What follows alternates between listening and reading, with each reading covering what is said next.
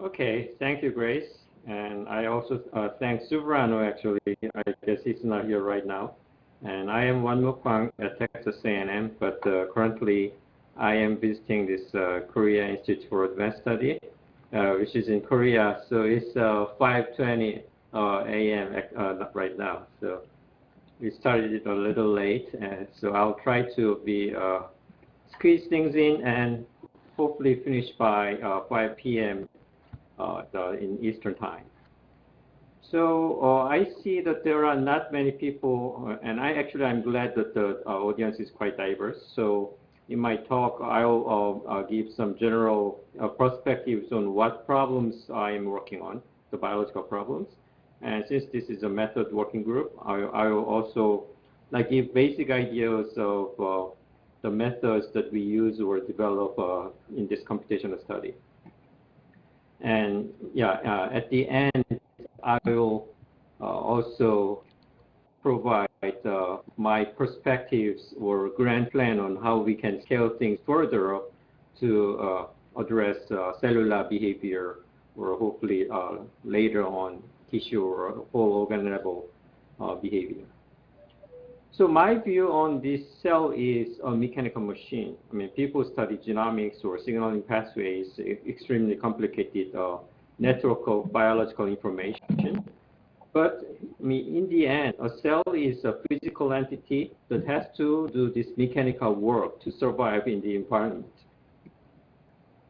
So, I mean, we are all like walking or running, and actually I love to run. So here I just put one picture of a person walking or running, and the same thing happens in the cell. So I'll switch to this movie.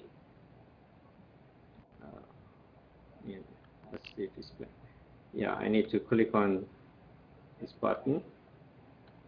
So what you see here is organelle transport in the cell.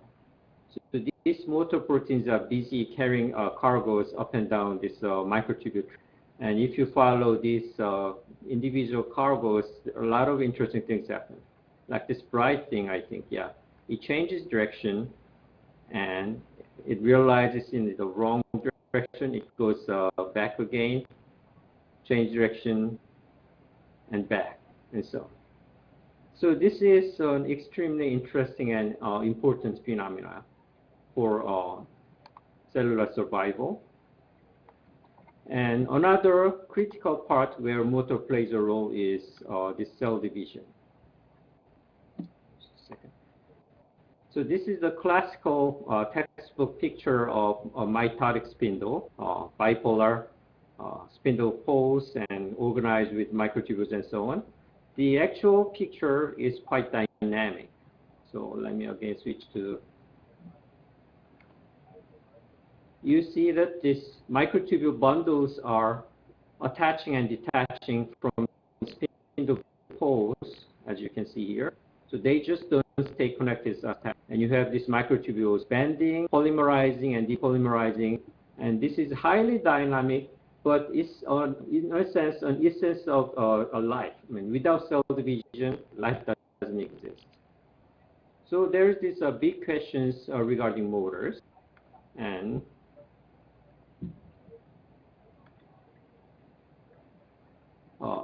if you look at what's available now, I think the time is good for studying these proteins.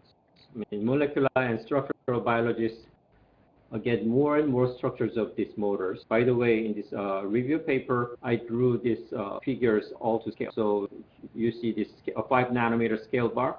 So their relative sizes are real.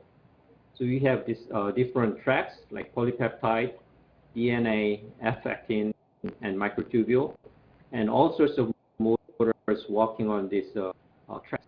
I mean, if you just look at their sequences, there are not many similarities between these divergent motors. But they must have evolved under one physical constraint, which is that they must be able to bind the track and move. So then one would naturally ask, what is the basic design principle for these translocating motor proteins? And this is not just a scientific question. And these motors are also these emerging drug targets these days. So if you have this complex protein interaction network, usual approach has been this target nodes of this network. But why not target the links between these nodes?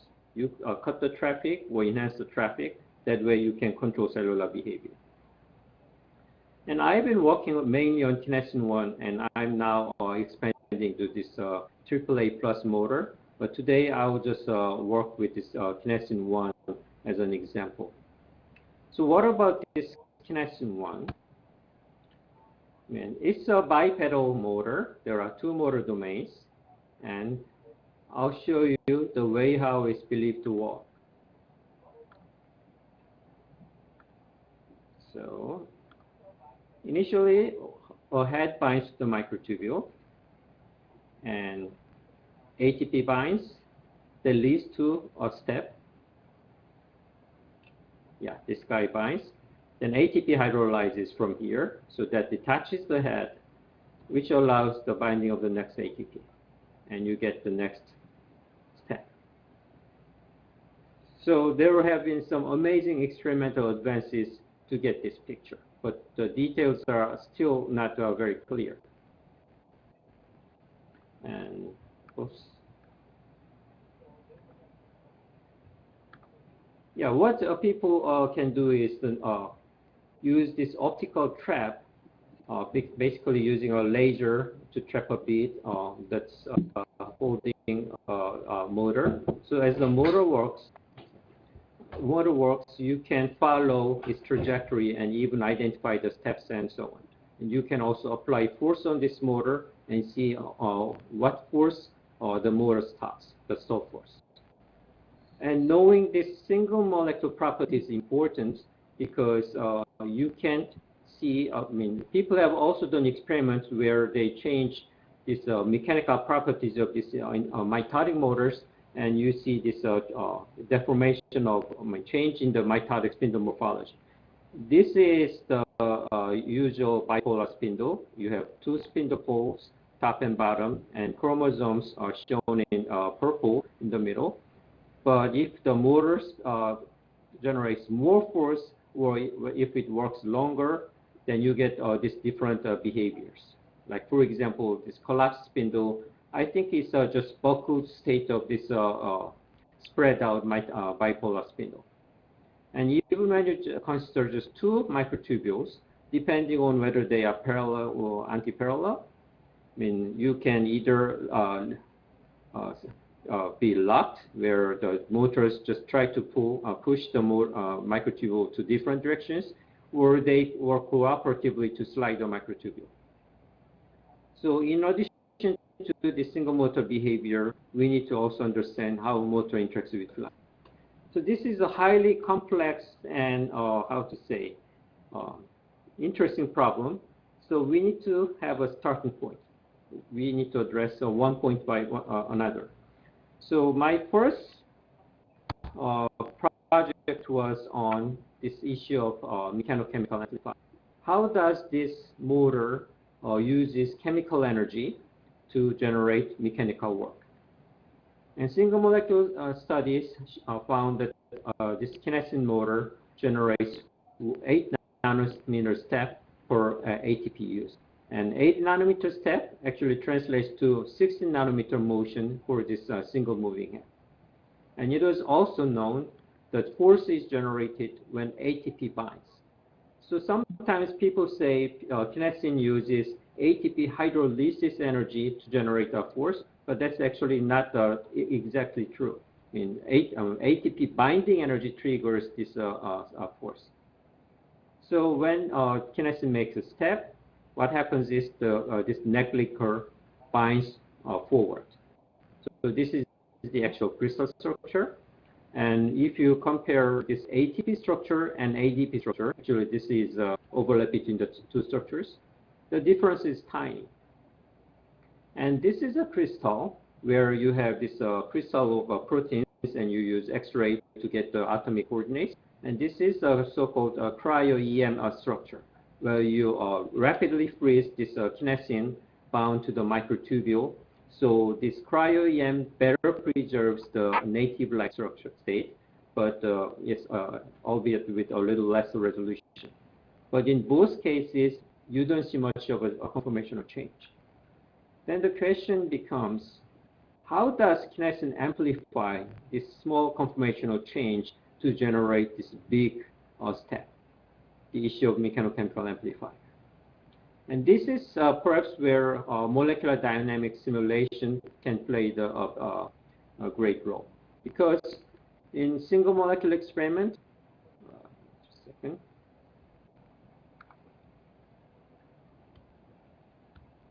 Yeah.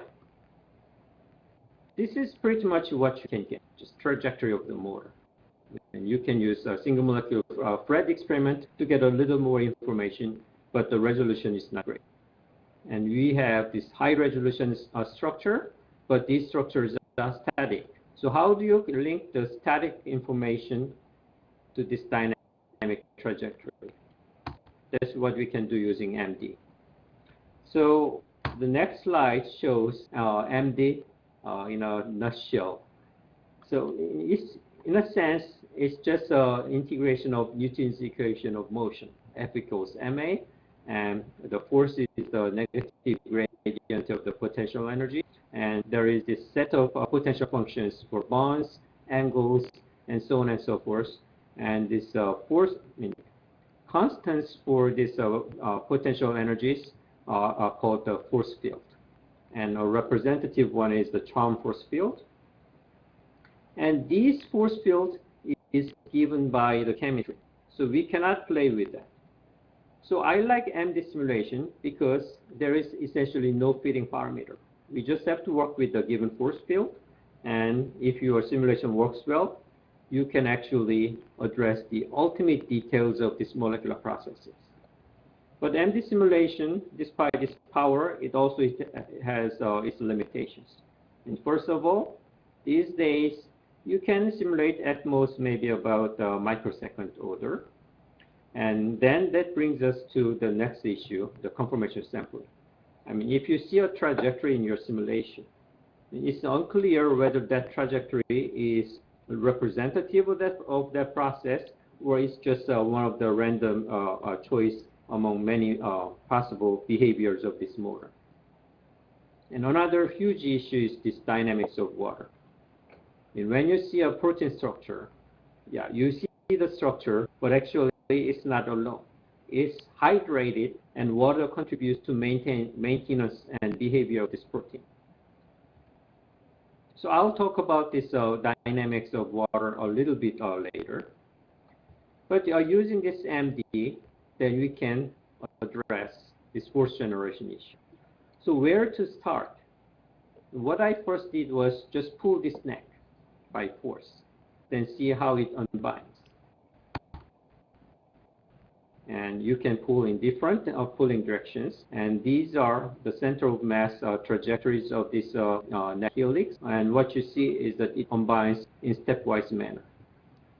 So the time scale or the levels of force and when it unbinds may all depend on or differ between different trajectories. But what's clear is this stepwise behavior. So if you run the simulation, just a second.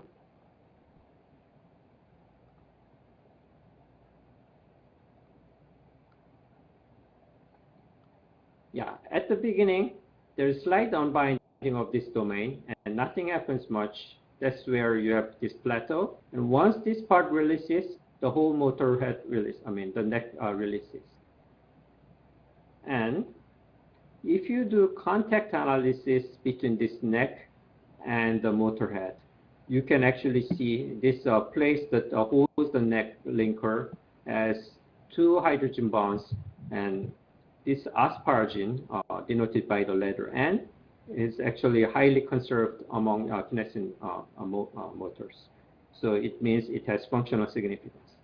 So by running this simulation, you can identify what contacts are important and whether that's like preserved among different kinesin families and so on. So after getting this picture, we can see I mean, at least start to guess how this force is generated. There are two ways. One way is this. Now you see my face, right, and hands. Yes? Yes. Okay. Yeah, so suppose, yeah, this is the neck linker, and when it binds to the motor head, there are two ways that you can do. One proposal was this zipper-like binding. So starting from this base of the neck, there are hydrogen bonds between the neck linker and this motor head. So you have like zipper-like binding. But now the contact analysis doesn't indicate that's the case because the sticky part is on the this top part. So this part doesn't interact much with the motor head. So that brings us to the other possibility where just a neck linker moves by thermal fluctuation, and by chance, if the sticky part is close enough to the motor head, it binds. But this so-called Brownian-Ratchet model is also not perfect because experimentally, people can now apply force on this part to prevent it from binding, and you can actually calculate that this Brownian motion is not strong enough to overcome this experimentally measured stall force. So something must bring this neck forward. And what I noted through this series of simulations was that there is this end-terminal dangling end, which I named the cover strand. And this cover strand forms a beta sheet with this so-called beta 9 part of the neck linker. And this beta sheet turns out to be the force generator. So I'll skip these videos, and I'll just show you this simulation trajectory. So in this simulation, yeah, what you see is this rebinding-like event of the neck linker. And the starting conformation, just a second. Yeah, this starting conformation was obtained by pulling the neck out. And this rebinding-like event is quite unusual in simulation. In protein simulation, you can pull a protein and unfold it, but if you release your force, it almost never refolds. That's the biggest problem with protein. But what you see here is that this refolding-like event. And in simulation, if you delete this red strand, this rebinding doesn't occur.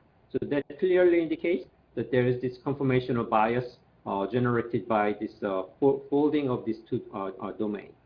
So I named that domain as the cover neck bundle.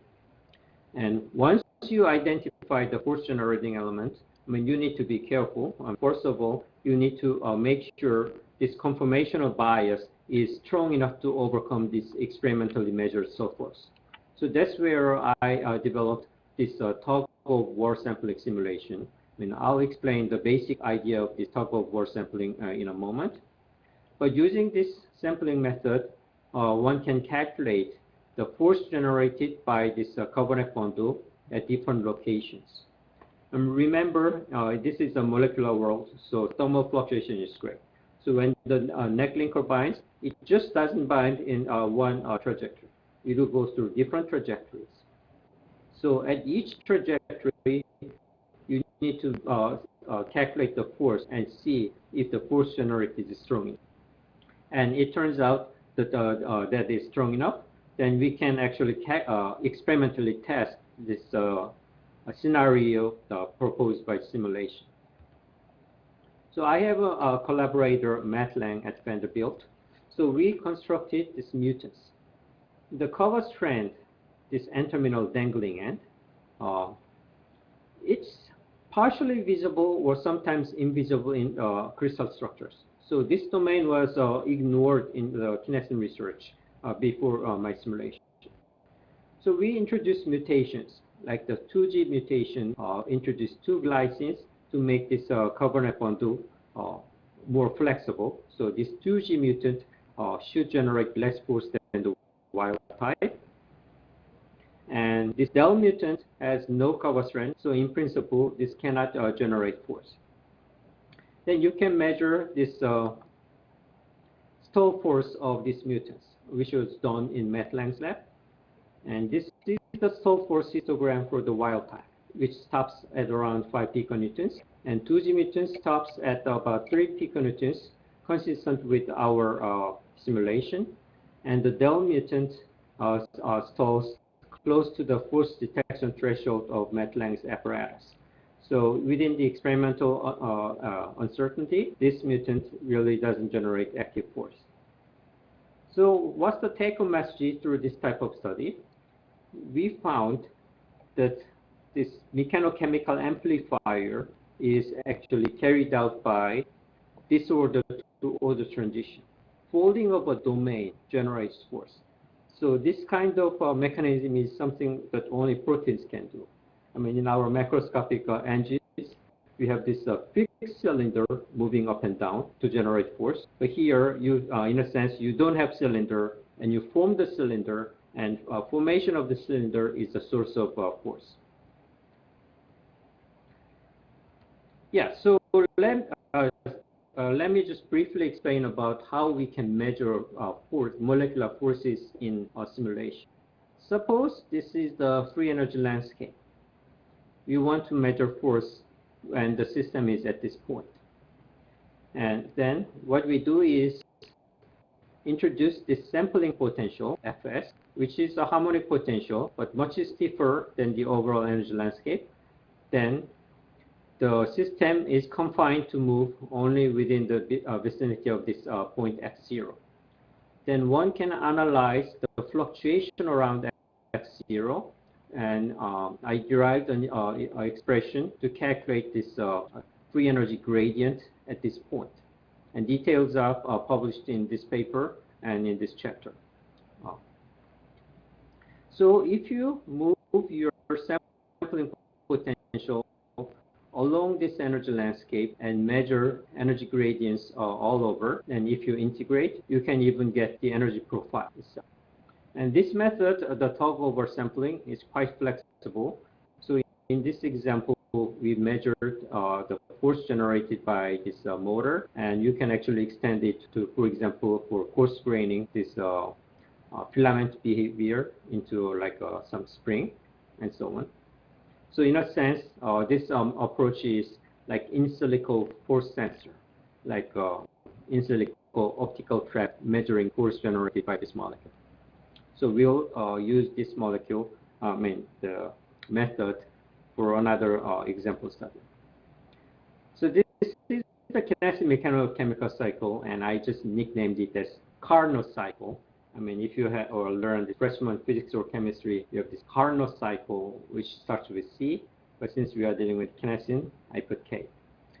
And for the interest of time, I'll just skip explaining about this. And just I'd like to mention there are a lot of other like unanswered questions, and one of the main questions is this question of directionality. And you have seen this movie where cargoes are moving up and down. So how these motors determine the direction of movement? So I looked at another kinesin family, the NCD. So it works the opposite direction as the relative to kinesin 1, which is the motor that we just saw. But again, if you compare this crystal structures of this kinesin 1 and NCD, they are almost identical except for this neck domain. I mean, kinesin 1 has this neck linker, which we just talked about. NCD has this neck helix that just extends from this long neck stalk. And after getting these structures, this diligent molecular biologists did this swapping experiment. They put NCD's neck into kinesin 1, or kinesin 1's neck linker to NCD, and they indeed found that these motors reverse the directionality. I mean, the motors were not perfect, but at least their directional orientation reversed. So these domains are known to be important, but the question is the mechanism. How do they achieve unidirectional motion? So if you look at the NCD structures more carefully, you have this NCD's neck, in either pre-stroke or post-stroke states. So the neck swings from here to there to make motion. And after making one step, the motor head detaches from the track and it has to go back and to prepare for the next step. And, sorry. Yeah. So if you use MD simulation, and suppose you have this pre-stroke state, and if you run MD simulation, it will take forever for this neck to move because the time scale is just out of reach in simulation. So you need to have a means to accelerate the process. When we tested several different approaches, and we found this one to be the best for this problem, the restricted perturbation targeted molecular dynamics. So basic idea is this. You have this initial state, and you have the target state, in this case the pre-stroke conformation and the post-stroke conformation. Then you calculate the root mean square deviation between these two structures. And you introduce a biasing potential, holonomic constraint, that reduces the RMSD over time. So you force the structure to make transition from initial to target within the time scale that you can achieve. But this TMD in general has a problem where as you move from here to there, if you move in a straight line, if there's a big energy barrier, I mean, you have to overcome the barrier so that your trajectory becomes unrealistic. So an improvement was made by Van der Vaart and Martin Koples, and it's called the restricted perturbation. So here you limit the amount of biasing force so that if there's a barrier, you go around the barrier, or even sometimes your RMSD can increase. So it's just not a monotonic decrease. So if you perform RPTMD carefully, you can get the minimum free energy path from initial to target. So if you apply this to NCD, the trajectory looks like this.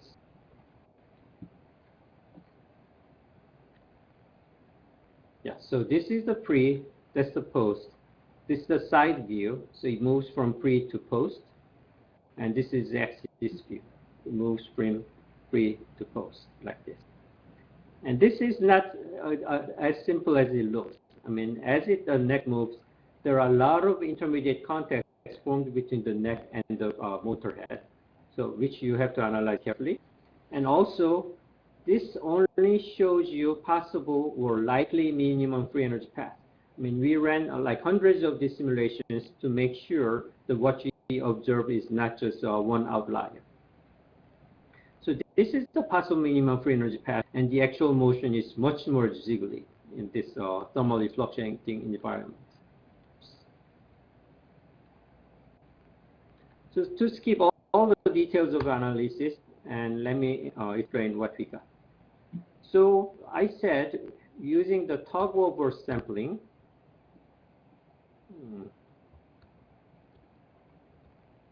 we can, we can calculate the potential of mean force, free energy landscape. So what we can do is, as the neck moves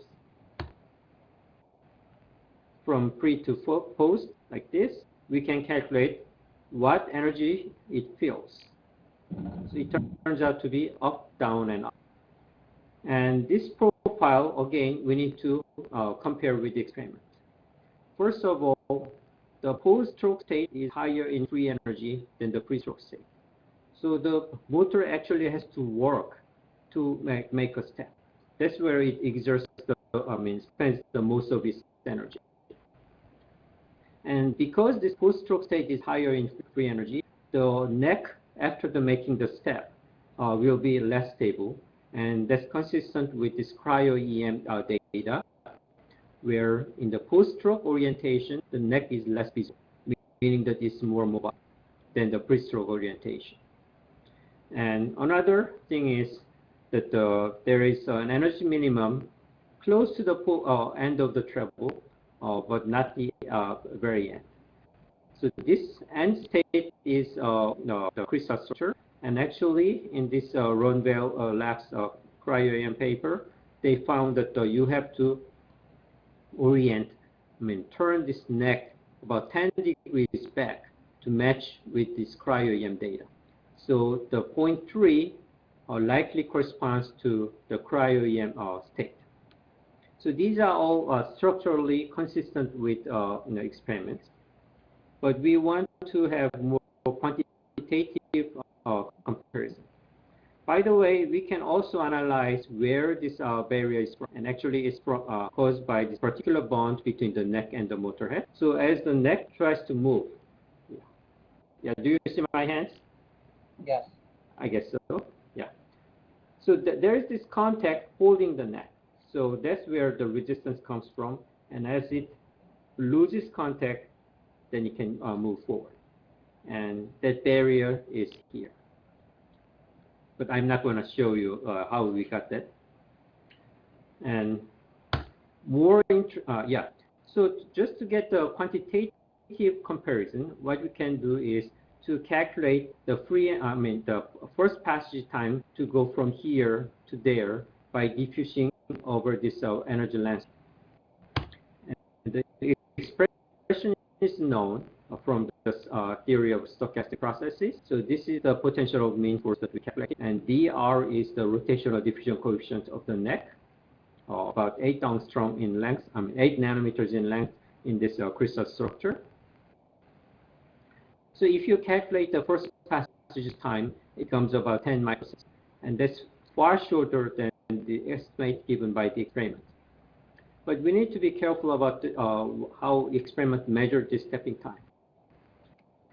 In the experiment, you have this double trap setup. So you have 1 micron bead here, another micron bead here, and those beads hold this 4 micron microtubule. And NCD sits here, so when it makes a step, it has to move these 2 beads and a microtubule, which means your drag coefficient is far greater. Oh, sorry. Yeah. So that makes this diffusion coefficient much smaller, and actually your estimate for stepping time becomes on the order of 10 milliseconds, not 10 microseconds. And furthermore, the construct that these people use has about 10 times longer neck. So considering that, your estimate for the stepping time actually approaches very close to the experimental estimate, which means this potential mean force profile that we obtained is actually almost quantitatively consistent with the experiment. And by comparison, if you go to this Brownian ratchet type of mechanism, where it just fluctuates, and when it goes and binds to the post-stroke state, the first passage time is fairly short, actually shorter than this diffusion time over the PMF we calculated. But again, this is just the free diffusion, and free diffusion cannot stand this load on the motor. So which is why motor wants to have a more complex but slower mechanism for force generation.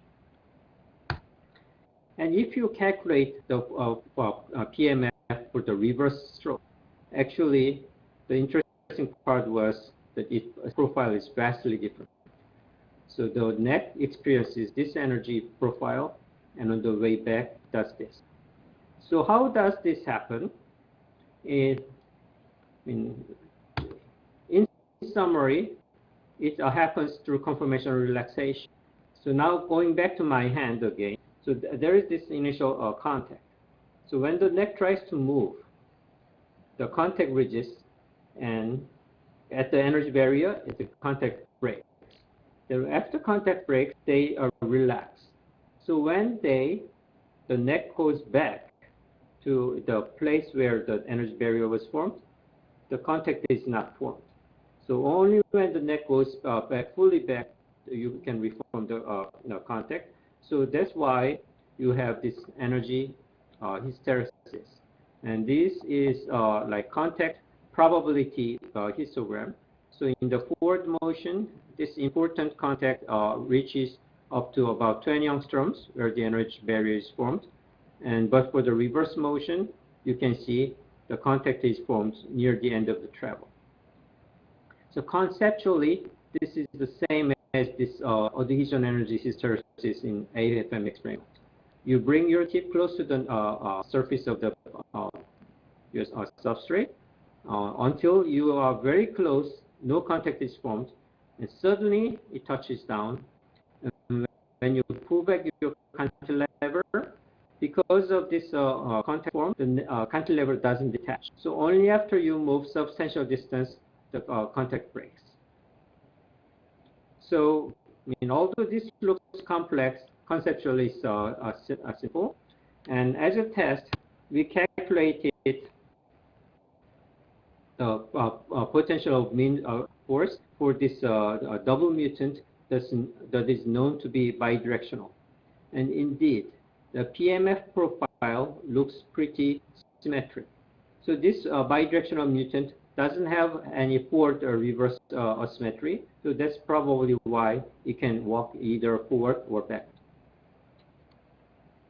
So what is the take-home message we can learn from this NCD study? First, it doesn't do free diffusion. It uses this complex guided diffusion to make sure that it can resist load. So when the neck moves, without the guidance of this intermediate contacts, it can diffuse fast over the short distance, but if there's a load, then it cannot move. But by guided diffusion, you are having some sort of ratchet. So when it's here, it's held by one contact. When it's here, it's held by another contact, and so on. And this hysteresis, driven by this conformational relaxation, makes sure that the motion is unidirectional. So when it's here and it breaks the contact, then there is a next intermediate contact formed. And because of this conformational relaxation, it doesn't really go back, and it just goes in one direction. Yes, so in our recent work, we did this mix and match experiment and simulation between mitotic kinesin and this cargo transporting kinesin, kinesin 1. And the lesson that we learned from this study, which is that this mitotic kinesin generates force over a surface and quickly release. And that's necessary for this mitotic kinesin because you have this bunch of microtubules forming this mitotic spindle, and you have many kinesins working together. So that allows more cooperative behavior among these kinesins. And you have designed all these chimeras, and even you designed antibodies that bind to this cover strand, which can make this motor stop. And this has some pharmaceutical relevance because this mitotic kinesin is a strong anti-cancer drug target. And currently, all the efforts have been targeting the ATP binding domain, but the ATP binding domain is highly conserved between kinesins and myosins and even G proteins. So if you target the highly conserved domain, then the drug might have more side effect. But this force generating element is very specific to individual kinesin families. So by targeting this domain, you can be more specific, probably better drug for anti-cancer. Yeah, so far you might think what we worked on was just single-scale phenomena. In a sense, yes. But when you deal with biomolecular simulation, you are inherently multiscale. Because we are talking about this vibration of covalent bonds on the order of femtoseconds, water behavior or hydrogen bonds form and break on the order of several picoseconds. And protein domains move on the order of nanoseconds. A microsecond is pretty much the upper limit where all atom M can reach. And interestingly, the current limit of single molecule experiments is about microseconds. So anything above this is accessible by experiment. Anything about below is in principle accessible by simulation. So we are just like merging between this simulation and experiment. So far, all the efforts to model behaviors beyond this scale were like phenomenological. You have some experiment, and then you like guess what the molecular processes will be, then you make some simple model and fit the data. But in this region, you don't need to fit the data. You work with the structures. By the way, the kinesin work I showed was like one of the rare examples where simulation preceded experiment at this molecular level. Usually you have this like beautiful experiments, then you run simulation to verify or confirm or explain the experiment. In our case, it was the opposite, which we were pretty excited about. So if you want to build more faithful or predictive coarse-grained model of this region, you need to know this atomic level information. So in the remaining like 5 minutes, I will explain what needs to be done to move beyond this scale. And we have made some progresses in this respect. First of all, you need to understand what waters do. And I don't have the slide here, but my recent simulation shows that this kinesin binds to the microtubule with water in between. So without knowing what waters do between kinesin and the microtubule, it's difficult to understand how they interact. And also in the movie earlier, we have seen that kinesins bend and twist microtubule. So we need to know better understand this microtubule mechanics. And another thing that we need to know is this network mechanics. We have this bundle of microtubules organized in an interesting shape, and how this force balance occurs in this structure. And this is another big part I'm trying to push for. I mean, we have all this genomic information and all this signaling network. I mean, we are inundated with this biological information. Imaging data is another. I mean, Grace is in NIBIB, bioimaging. So these imaging technologies are developing rapidly, so we get more and more image. But ultimately, what we do for now is just look at it and decide from our eyes. How can you use computer to get more information? So the next two slides shows some initial developments we made. So for faithful coarse-grained modeling, we need to embrace heterogeneity. I mean, so far, when you have some complex phenomena, you make simple model, and you want to fit the data into your simple model. And don't fit your data into your model. Build your model around your data. That's what we try to do here. So for example, this is a situation of kinesin and microtubule interface. And you have the microtubule, you have many kinesins binding and unbinding with on and off rates. And kinesin has this neck stalk. And so far, people model this neck stalk as like Hookean spring, nonlinear spring, or worm-like chain, and so on. And it turns out the details of this spring behavior is really important for communication between kinesins bound to the microtubule. And now using simulation, we can get detailed flexibility map along this coiled coil stalk. I mean, in this example study, we used the tropomyosin coiled coil as an example, but you can do the same thing for this kinesin stalk. And the details of this flexibility map analysis is published and will be refined in our upcoming publication. And I said also water is very important. And this is just one demonstration of the hydration map that we are developing around this alpha helix protein. So, for example, we can see this hydration shell, the high density, the red part around this protein. So, by better understanding this water behavior around protein, we can better understand how kinesins bind and unbind to the microtubule. And this is the microtubule mechanics. So actually I started, this is from the chapter I contributed to this multiscale methods in biomechanics and mechanobiology, edited by Subranu, myself, and Alan Cole. And I just submitted this chapter. So unless Subranu and Alan really don't like this chapter, it will appear in this book. So here I use this basically the Korsakov's equation to study how we can model like bending and maybe twisting of this filament. So I mentioned the image analysis is important. So this is from my another project of collagen assembly on mica substrate. So this is atomic force microscopy image, and this is the in silico network extracted from this imaging data.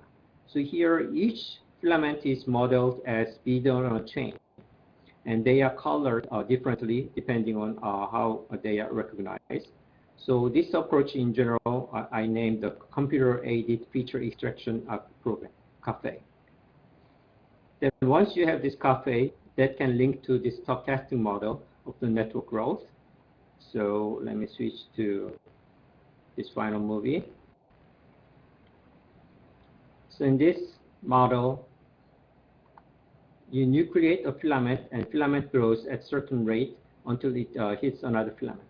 So you get this fractal-like behavior, and this recapitulates the imaging data. So this AFM image contains the history of the network growth. So actually, by combining this model and the imaging data and use CAFE, we can calculate kinetic parameters like the growth rate of filaments in this on this substrate. So I'm planning to expand this CAFE to 3D. So what I eventually want to do is to take this stacked image of this mitotic spindle and apply CAFE to build in silico model of this mitotic spindle based on experimental imaging data. Then once you get that network, there are methods that we developed, the Brownian dynamics of this filament network. So, and you can actually study the force balance and so on in this system, which will be extremely interesting. So I'll just show you the last slide of how this CAFE works. And I just said CAFE, but actually there are quite a bit of efforts invested on this. So take this AFM image, for example. And it's not clear, so what CAFE does is you initially assign beads and bonds, so it looks like this, and there are multiple steps in the middle to, for example, straighten out this zigzag filament into the smoother filament, and you see how this narrowly spaced filaments are recognized by the CAFE. And along this filament, there is a pixel intensity fluctuation, variation. So during the intermediate stages, the filament is segmented, but the program recognizes the continuity of the filament and eventually joins the filament. This program will undergo more refinement, and we can get more and more quantitative data from these images. So with that, I'd like to thank my collaborators. Matt Lang is a great single molecule guy at Vanderbilt. Martin Kaplas is a tremendous person for this simulation. And I recently started working with Pak Ohi at Vanderbilt to model this mitotic spindle. And these are my former students who contributed this work to varying extents. And these were current and previous MIT students who did this mostly single molecule experiment.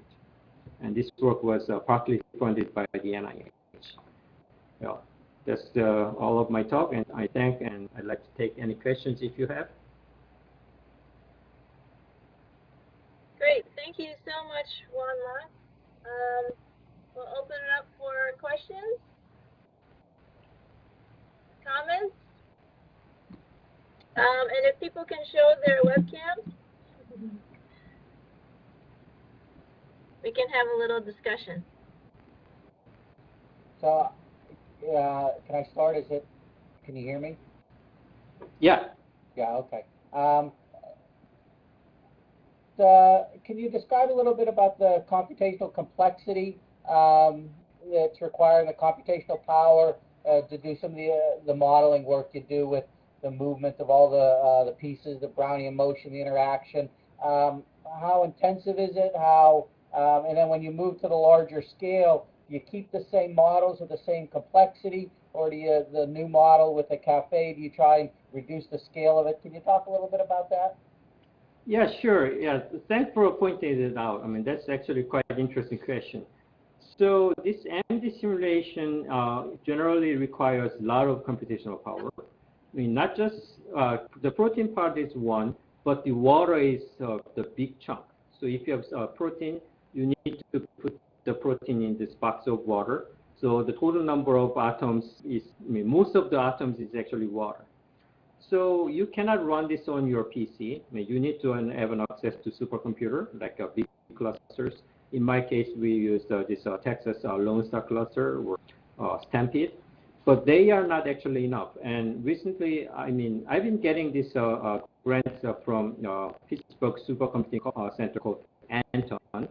Now, I don't know if you heard of this D.E. Shaw Foundation, this foundation by David Shaw at Manhattan. I mean, they made this Anton supercomputer specific for MD. Its sole purpose is running MD. It's not a general purpose computer.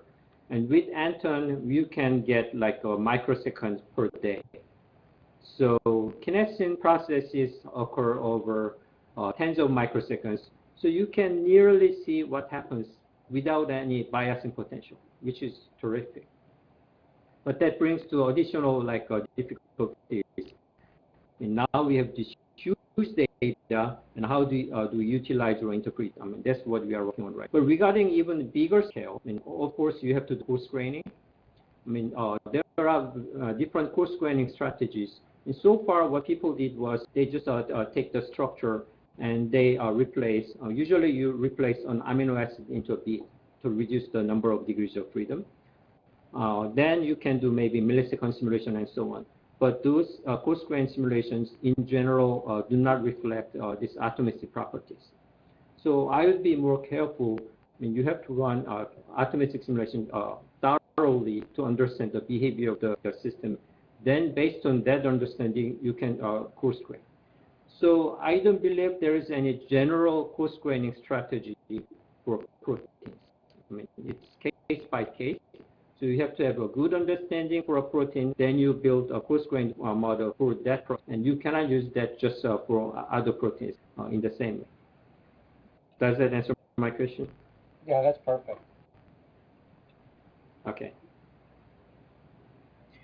So Susan had a comment. Susan, I don't know if you're on the phone at this point, but I'll read your email to Wonmuk. So she really enjoyed the mutant correlation with movement and the potential barrier challenge that you tackled. It would be good to see if this can be extended to larger systems, since this ratcheting motion is similar in other systems, certainly true in cellulosomes on cellulase.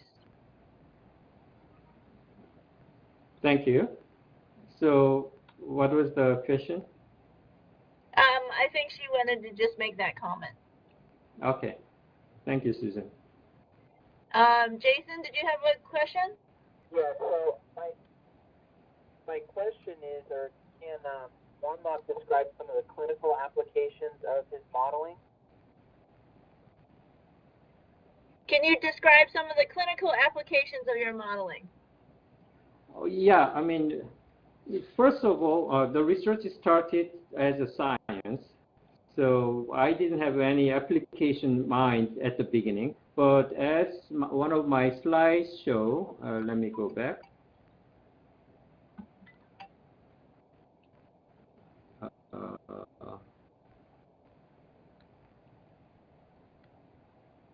Yeah, do you see this slide? Mixing autonomous first generation and diffusion. Do you see the slide now? Hello? So it's still on your last slide. There might be a little delay. Okay. Jason, the slide is entitled Mixing Autonomous Force Generation. Yes, I see it now. Yes, so this last remark, I mean, I just made, explained briefly. So we made this all sorts of like chimeras and even antibodies for the cover strand, and actually that was patented. So I mean, our hope is that these chimeras can be used for like screening this anti-cancer drug in some way. And this couple strand antibody, I mean, antibody may not be a great like drug, but it can be used for experimenting, well, like slowing down this mitotic kinesin. So it can be used for like as an experimental tool. So yeah, definitely there are in the downstream of this research, there will be, I guess, clinical applications. But and in like other like proteins, especially these motors, I think the single molecule has started maybe mid to late 80s. So and the simulation started like from 2008 or something. So I think it will take a little while before the actual application will come. But right now it's more or less fundamental research driven. But clearly there will be an important applications down the road. Okay, thank you very much. Thank you. Are there any other questions or comments? If not, I'd like to thank you again, Wonmuk, for giving the presentation. This is recorded, so we will be posting the archive recording on the wiki soon. So I will end the recording now.